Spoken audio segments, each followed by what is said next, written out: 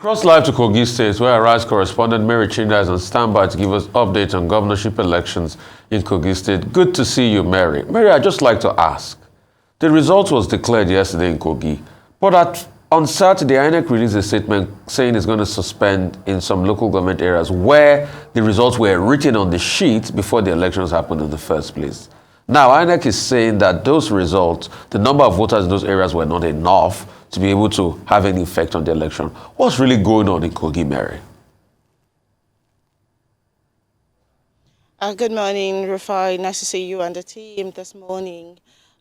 Yes, as at about past 9 p.m. yesterday, the collation center was a behalf of activities, and the returning officer, after results from the last local government area, Ibaji local government area, came in yesterday, had actually done the collation and announced the winner. Of course, the APC's candidate emerged with a total of over 446,000 votes, and of course SDP came a distant second, with over 250-something votes, thousand votes. Now, I took the INEC officer, the National Commissioner for the North Central, up on this particular question yesterday, and he said that INEC, to them, had performed the most credible polls here in Kogi State. According to him, INEC was determined to use the principle of the margin of lead, only for them to realize that in this particular, of course, there were a couple of local government areas that had issues, but the issue of Ogori Mangogo was the most disturbing, and that was why INEC released that press statement yesterday. Now, when they had finished checking, the difference, I mean, there were 10 wards in that particular local government area. What INEC did was that they took one out of the 10 wards, cancelling the other 9 wards. And in this particular ward, which is Oshobeni ward, 2,000 people were accredited to vote. Out of the 2,000, only 665 actually voted. The APC there polled 362, the SDP 195, and then of course the PDP. So when they had checked, you know, the people who with uncollected PVCs and the actual number, it was just 16,000. And he said to us that it is infinitesimal if the 16,000 persons come out to vote, over the 16,000 votes were actually added to that of the runner-up. It was not going to make a difference, and then they were going to go ahead to announce the result. That in its totality is all that happened at the collation center yesterday. And of course, in between, there were agitations by the... Go ahead, Mary. Yeah, so in between, there were agitations by the party agents of the PDP and the SDP, and INEC had actually, the INEC officials there had told them that if they had further questions or challenges, they should write to INEC or go to court. Well, turnout was a major issue in this election. In Imo State, for example, turnout was less than 40%. Do you have information on the level of turnout? And now the two runner-up parties, the PDP, the SDP and the PDP, are both asking for outright cancellation of the entire election.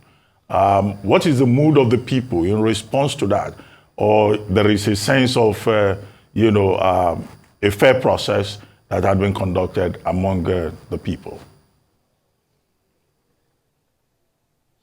Well, the polls, first of all, before Kogi people went for these elections, I think that as much as they felt that, or there was a feeling that, of excitement, that they could have a chance, or they can have a chance to make an impact into making the decision about who leads them.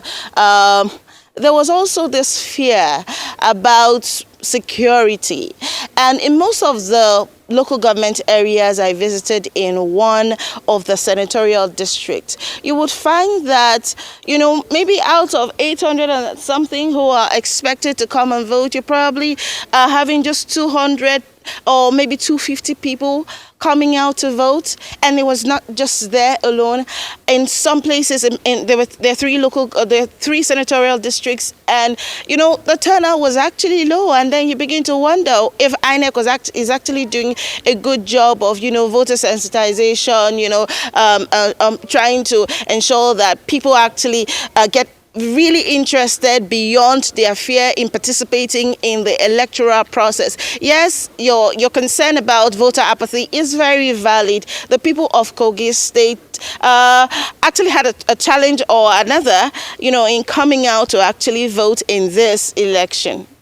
All right, so again, I would also say that at every 10 kilometers, there were heavy presence of security who had to check you and check you. So Kogi State, for some election observers, was overly subscribed with security. So that could also, maybe one way or the other, people who wanted to vote and, they had to go through all of the scrutiny, might also just get disinterested and say, okay, let's stay home. So it was a blessing, and somewhat it might have also kept the people back. Okay, so Mary, 2 questions for you. I'd like to probe further.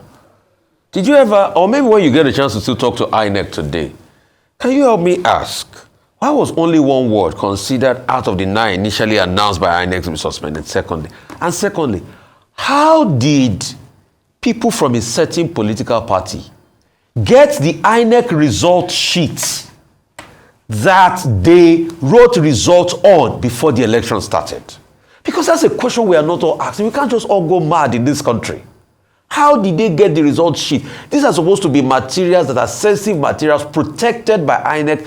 They even go to store some of them in a central strong room of some sort. How did those people get that sensitive material result sheet of INEC that they can fill up even before the election started? And why did INEC now pick one out of the 9 initially saying they were going to suspend? What's going on here?